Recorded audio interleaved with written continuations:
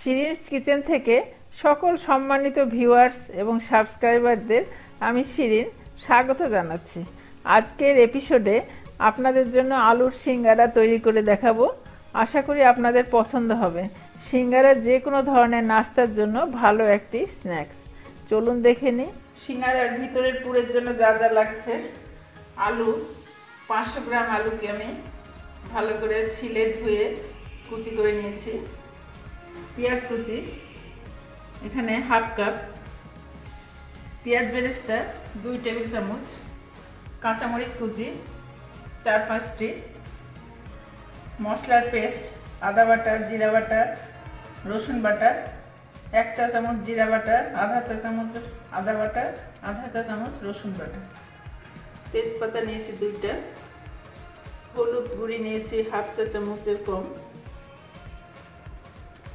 গরম মশলার গুঁড়ো হাফ চা চামচ, পাপরিকা পাউডার হাফ চা চামচ, সয়াবিন তেল 2 টেবিল চামচ, লবণ প্রয়োজন মতো নেব, আর লাগছে পানি প্রয়োজন মতো। আমি চুলাটা ধরায় দিয়েছি, এখন আমি তেল দিব। জালটাকে কমাই দিচ্ছি, নাহলে মশলা গায়ে পড়বে। মশলা দিয়ে দিলাম, একটু লবণ দেবো, তাহলে মশলাটা আমার ফেলবে না। লবণটা আমি এখনই দিয়ে দিচ্ছি।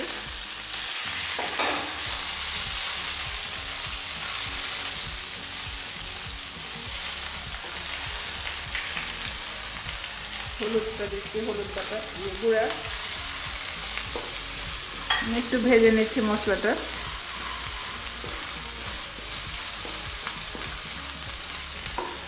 একটু পানি দিলাম, গরম মশলার গুঁড়োটাও দিয়ে দিলাম, তেজপাতাটা দিলাম। আমি একটু ভাজবো ভালো করে।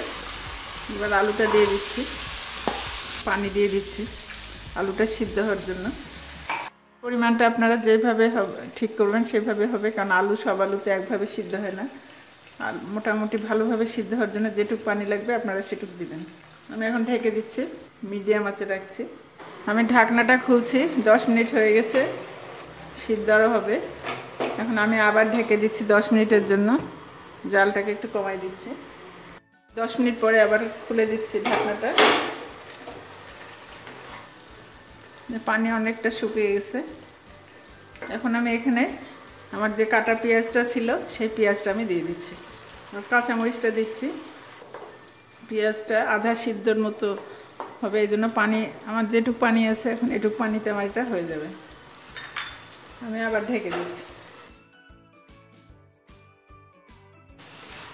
জালটাকে কমাই দিয়ে আমি আর একটু সময় রাখবো। আমি আবার 10 মিনিট পরে খুলছি। এর মধ্যে ইচ্ছা করলে ধনিয়া পাতাও দিতে পারেন। আমি আজকে আলু দিয়ে সিঙ্গারা বানাবো, সেজন্য এখানে আলু নিয়েছি। ইচ্ছা করলে এর মধ্যে মাংস দিতে পারেন টেস্ট করার জন্য, যেটা দিয়ে টেস্ট হবে সেটা দিয়ে বানাবেন। আমি এখন এটা অফ করে দিচ্ছি চুলা। সিঙ্গারার রুটি বানানোর জন্য আমি এখানে 1.5 কাপ ময়দা নিচ্ছি, লবণ নিচ্ছি হাফ চা চামচ থেকে একটু কম, তেল নিচ্ছি 1/4 কাপ, আমি পানি দেবো এখানে 1/4 কাপ। এই ডোটা একটু শক্ত হবে। এটাকে এখন আমি আধা ঘন্টার জন্য এটাকে আমি ঢেকে রেখে দেব। এভাবে আমি আধা ঘন্টার জন্য ঢেকে রেখে দিচ্ছি। আধা ঘন্টা পরে আমরা ফিরে আসব। আধা ঘন্টা পর এখন আমি আবার এই ডোটাকে আবার একটু নাড়ব, 3-4 মিনিট নাড়ব। নেড়ে আমি সিঙ্গারা বানাবো। আমি এখন একটা লই নিয়ে আমি এখন এটা বেলবো। এখানে কোনো ময়দা লাগবে না, শুকনো ময়দা লাগছে না, এমনি বেলা যাবে।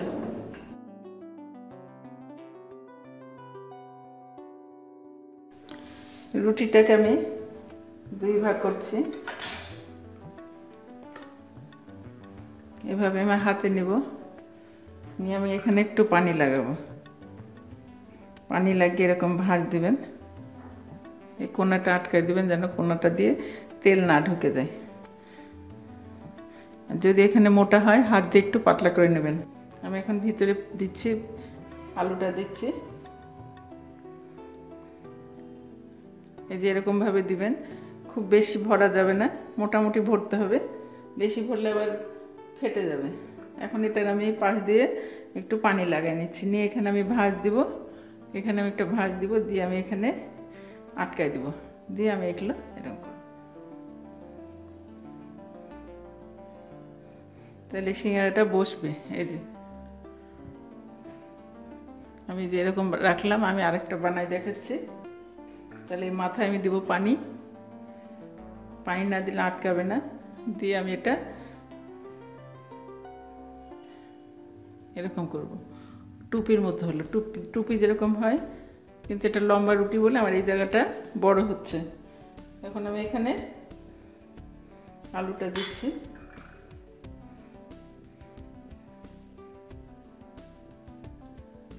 দিয়ে যে চেপে দিচ্ছি, হাত দিয়ে এটা চেপে দিয়ে মোটা হয়ে যায় তো, এই জন্য এটাকে একটু পাতলা করে দিতে হবে। এই যে এইভাবে খাড়া হয়ে থাকবে, তাহলে সিঙ্গারাগুলো আমি সবগুলো বানিয়ে নিলাম। যেখানে আমার এই কয়টা হলো 1.5 কাপ ময়দায় ভাজার জন্য তেল চাপিয়েছি। তেলটা গরম হলে আমি সিঙ্গারাগুলো ছাড়বো। তেল গরম হয়ে গেছে, আমি এটা ছেড়ে দিচ্ছি, খুব বেশি গরমের দরকার নেই।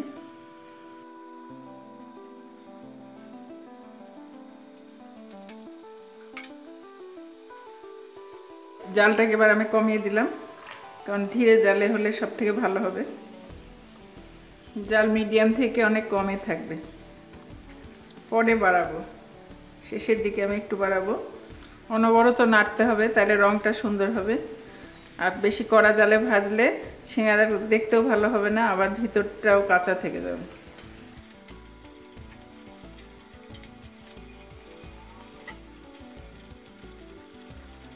সিঙ্গারাটা অনেকটা কাছে এসেছে, ব্রাউন কালার, গোল্ডেন কালার হয়ে গেছে।